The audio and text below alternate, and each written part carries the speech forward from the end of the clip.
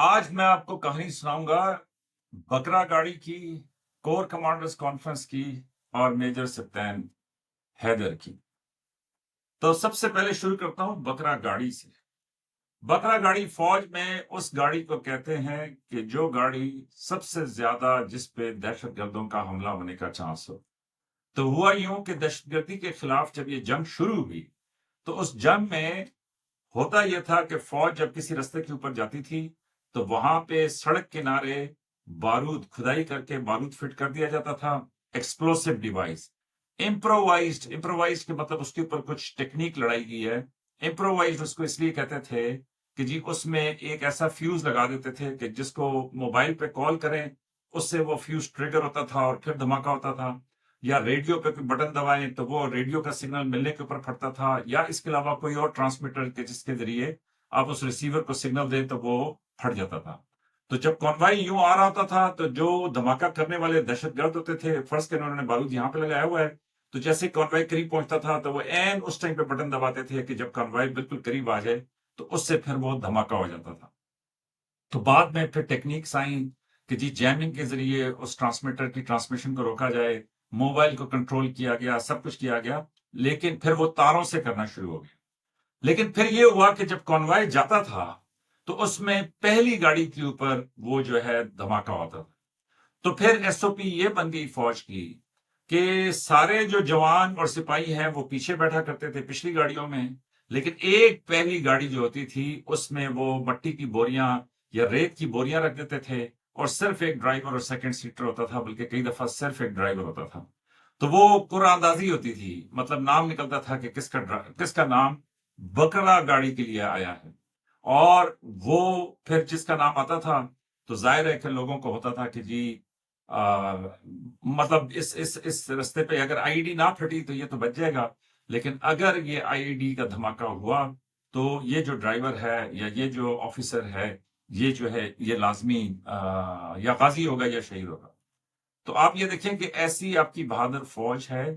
کہ اس بکرا گاڑی کو چلانے کے لیے، اور بکرا گاڑی کیوں کہتے تھے کہ جس طرح قربانی ہوتی ہے کہ مطلب اس کی تو قربانی طے ہے کہ اس کی تو قربانی ہوگی ہوگی۔ تو آپ کے ایسے بہادر افسر اور جوان ہیں کہ وہ اس بکرا گاڑی کے اوپر وہاں پہ مطلب اپنی ڈیوٹی دیتے تھے۔ ہاں پھر بعد میں جیسے جیسے امپرووائزیشن بڑھتی گئی تو پھر وہ جب ان کو دہشت گردوں کو بھی سمجھ آ گئی کہ پہلی گاڑی جو ہے اس میں صرف ایک ڈرائیور ہوتا ہے، باقی کوئی نہیں ہوتا، اور اس سے فوج کا نقصان نہیں ہوتا، یا اگر گیا بھی تو ایک کی شہادت ہوتی ہے، تو پھر انہوں نے نئی ترکیب نکالی کہ جس میں وہ پہلی گاڑی کے اوپر آئی ڈی نہیں پھاڑتے تھے، بلکہ کوشش یہ کرتے تھے کہ کانوائے کا جب سینٹر آ جائے تو پھر وہ کیا کہتے ہیں اس کو آئی ڈی کو پھاڑیں تاکہ یا دھماکہ کریں تاکہ زیادہ نقصان ہو، لوگوں کا جانی نقصان ہو، فوج کا جانی نقصان ہو۔ تو یہ جو کل شہادتیں میں نے آپ کو بتائی تھیں اس میں 11 جوان جو ہیں وہ اس ملک کے اوپر انہوں نے اپنی جان آفرین کے سپرد کر دی، اس مٹی کو اپنا خون دے دیا۔ تو آپ نے تصویریں دیکھ لی ہوں گی، ایک لیفٹیننٹ کرنل جنید عارف اور عمر صرف 39 سال، مطلب ایک کم 40 سال، اور راول پنڈی کے رہنے والے تھے، اور یہ اپنی یونٹ کا کمانڈنگ آفیسر تھا۔ اور جو دوسرے ہیں وہ ہے ان کے سیکنڈ ان کمانڈ میجر طیب راحت، عمر صرف 33 سال، ان کا بھی تعلق راول پنڈی سے تھا۔ اور اس کے علاوہ جو ان کے ساتھ جو ان کی ٹیم تھی اس میں نائب صوبیدار اعظم گل، عمر 38 سال، خیبر سے ان کا تعلق، نائب عادل حسین، عمر 35 سال، ڈسٹرکٹ کرم سے ان کا تعلق، نائب گل امیر 34 سال، ڈسٹرکٹ ٹانک سے ان کا تعلق، لانس نائب شیر خان، عمر 31 سال، یہ بھی ڈسٹرکٹ مردان سے تعلق، اسی طرح لانس نائب تالش فراز 32 سال، عمر مانسیرا سے تعلق، لانس نائب ارشاد حسین 32 سال، ڈسٹرکٹ کرم سے، سپاہی طفیل خان 28 سال، ڈسٹرکٹ مالاکنڈ، اور سپاہی عاقب جن کا تعلق ثوابی سے، عمر 23 سال، اور سپاہی محمد زاہد، عمر 24 سال، اور ان کا تعلق جو ہے وہ ٹانک سے۔ تو آپ یہ دیکھیں کہ یہ ایسے خوبصورت بہادر لوگ کہ کسی کا تعلق ٹانک سے ہے، کسی کا تعلق خیبر سے ہے، کسی کا تعلق مانسیرا سے ہے، کسی کا تعلق راولپنڈی سے ہے، تو یہ سب کے سب کل اپنے ملک کے اوپر قربان ہو گئے۔ اور اسی طریقے سے میجر سپتین نے، آپ اس کی تصویر دیکھیں، ینگ آفیسر، ایسی چمکتی ہوئی سونے جیسی تصویر، اور بڑا دل دکھتا ہے کہ ایسے ینگ آفیسر جو ہیں وہ اس ملک کے اوپر اپنی جانیں قربان کر رہے ہیں، اور آپ میں یہاں پہ بیٹھ کے ہم اپنی زندگی میں مگن ہیں۔ اور ساتھ کل ہی 272ویں 272nd کور کمانڈر کانفرنس ہوئی، جس کو کمانڈ کیا فیلڈ مارشل سید عاصم منیر نے، جو پاکستان کے چیف آف آرمی اسٹاف۔ تو یہ شہادتیں اور اس کے بیچ میں کور کمانڈرز کانفرنس، تو ظاہر ہے کہ سب سے پہلا پوائنٹ جو تھا وہ یہی تھا۔ اور اس میں پھر آپ لوگوں کا ایک بڑا معصومانہ سوال ہوتا ہے کہ جی دہشت گردی کے خلاف یہ جنگ جو ہے، یہ ہم جیت کیوں نہیں رہے، اس میں ہم کامیاب کیوں نہیں ہو رہے، یہ کب ختم ہوگی؟ تو دیکھیں، یہ میں آپ کو بتا دوں کہ اس ٹائم پہ یہ جو فیلڈ مارشل سید عاصم منیر ہیں، ان سے لے کے جتنے بھی فارمیشن کمانڈرز بیٹھے ہوئے ہیں، یہ تمام کے تمام وہ ہیں کہ انہوں نے کسی نہ کسی رینک میں اس دہشت گردی کے خلاف جنگ میں باقاعدہ اسی طرح حصہ لیا ہے جس طرح یہ لیفٹیننٹ کرنل جنید اور میجر سپتین نے جو ہے وہ حصہ لیا۔ تو اس لیے اگر اس جنگ سے کوئی اپنے آپ کو ریلیٹ کر سکتا ہے تو سب سے زیادہ یہ ریلیٹ کر سکتے ہیں، کیونکہ ان کو اچھی طریقے سے پتا ہے کہ وہاں پہ کیا ماحول ہے، کیا وجوہات ہیں، کون سی جنگ ہے کہ جو ہم نے لڑنی ہے، اور کس طریقے سے ہم نے جو ہے اور کس خطرے کا ہم نے سامنے کرنا ہے۔ کوئی نہ کوئی ان میں سے بکرا گاڑی کا بھی بڑے اچھے طریقے سے یہ سارے جانتے ہوں گے۔ حالانکہ یہ پرانی بات ہے، وہ اس لیے کہ بعد میں بڑی امپرووائزیشن ہو گئی تھی۔ تو اور دوسرا، یہ جو فیلڈ مارشل سید عاصم منیر ہیں، آپ جو مرضی ہے کہیں، لیکن ان کی ایک بڑی خوبی ہے، اور وہ خوبی مجھے ذاتی طور پہ پسند ہے، اور وہ یہ کہ یہ ہر شہید کے جنازے میں خود لازمی شریک ہوتے ہیں۔ اور یہ جو آپ جب اٹینڈ کریں نا جی نماز جنازہ کسی شہید کا،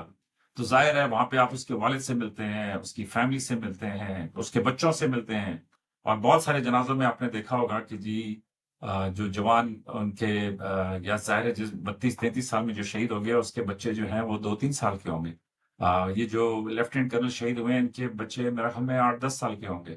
تو جب وہاں پہ ان کے بچوں سے آپ ملتے ہیں، تو یہ میں مان ہی نہیں سکتا کہ کسی کا دل نہ پسیجتا ہو، کسی کو دکھ نہ ہو، تو کوئی اس کو اپنی فیملی کے طور پہ نہ سمجھتا ہو۔ تو اس میں جو دیکھنے والی بات ہے وہ یہ ہے کہ یہ شہادتیں دیتے دیتے دیتے فوج یہاں پہ پہنچ چکی ہے، لیکن اس کے باوجود آپ کی فوج کا مورائل آپ کے سامنے، اس کے باوجود آپ دیکھتے ہیں کہ کیسے روزانہ کی بنیادوں کے اوپر یہ ہمارے آفیسرز اور ہمارے جوان جو ہیں کیسے دلیری سے آگے لڑ رہے ہیں۔ اور یہ جو فتنۃ الخوارج اور فتنۃ الہندوستان ہے، یہ بالکل ہے،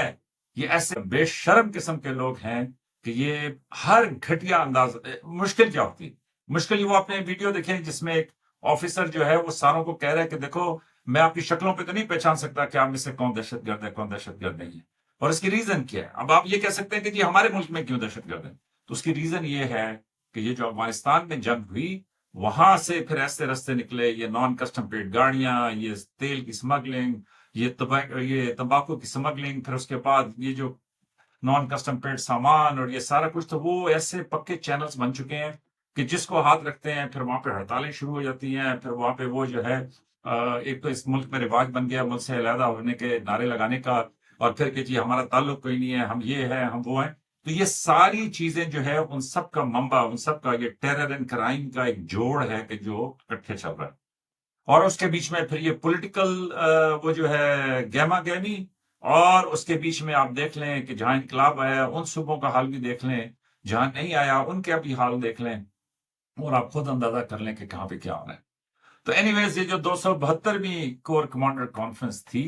اس میں یہ پہلا ایجنڈا تھا، اور میرا خیال میں کہ وہاں پہ جہاں انہوں نے ان بچوں کی شہادتوں کو سراہا، وہاں پہ انہوں نے اس عزم کا بھی اظہار کیا کہ پاکستان اب ایک ہارڈ اسٹیٹ بن کر رہے گا، اور یہ جو راستے ہیں یہ ہم بند کر کے رہیں گے۔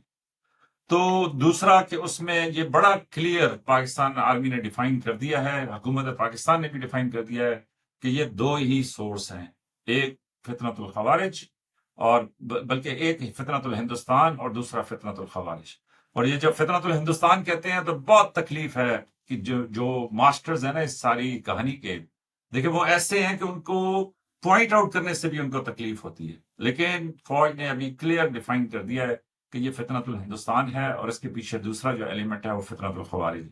کیوں کہ یہ فتنۃ الہندوستان ظاہر ہے پیسہ ادھر سے آ رہا ہے، اور یہ جو خوارج ہیں یہ ان کے ساتھ ملتے ہیں، تو پھر اس کے بعد اور پھر یہ اس کو سپلیمنٹ کرتے ہیں، یہ جو اسمگلرز ہیں، یہ جو نان کسٹم پیڈ اور یہ ٹوبیکو اور یہ جو سارا ایک مافیا ہے نا، یہ سارا اس کو پھر سپلیمنٹ کرتے ہیں۔ تو ایک تو انہوں نے کلیئرلی اس کو ڈیفائن کر دیا ہے، اور یہ انہوں نے فیصلہ کیا ہے کہ جی جو بھی قیمت ادا کرنی پڑے، ہم اب اس کو جڑ سے اکھاڑ کے پھینکیں گے۔ اس کے علاوہ پھر یہ جو انڈیا میں مسلسل نعرے لگ رہے ہیں کہ جناب ہم نے پاکستان کے اوپر، مطلب جب ٹائم تھا اس ٹائم پہ آپ نے سیز فائر کر لیا، اور پھر بعد میں اس سے بھی انکاری ہو گئے، اور پھر جہازوں کا ابھی تک آپ جو ہے نا آپ خود ہی اپنی عوام کو سمجھائیں کہ کون سے جہاز ہیں۔ تو اب روز کے روز للکار کرتے ہیں، اور روز کے روز کبھی ان کے ایئر چیف، کبھی ان کے آرمی چیف، لیکن چلو وہ تو پھر بھی سمجھ آتی ہے کہ وہ فورسز کے لوگ ہیں، لیکن سول لیڈرشپ جو ہے وہ زیادہ اس پہ قائم ہے کہ جی ہم نے دوبارہ پاکستان کے ساتھ جنگ کر کے رہنی ہے، حالانکہ ایکویشن اب بہت بدل چکی ہے۔ اب پاکستان کا اور سعودی عربیہ کا ایک وہ جو جوائنٹ ڈیفنس پیکٹ ہے وہ بھی ہو چکا ہے، اور اس میں کلیئر ون لائنر ہے، مطلب اس کے اندر اور کی بات نہیں ہے، ون لائنر ہے کہ ایک پہ حملہ جو ہے دونوں پہ حملہ تصور ہوگا۔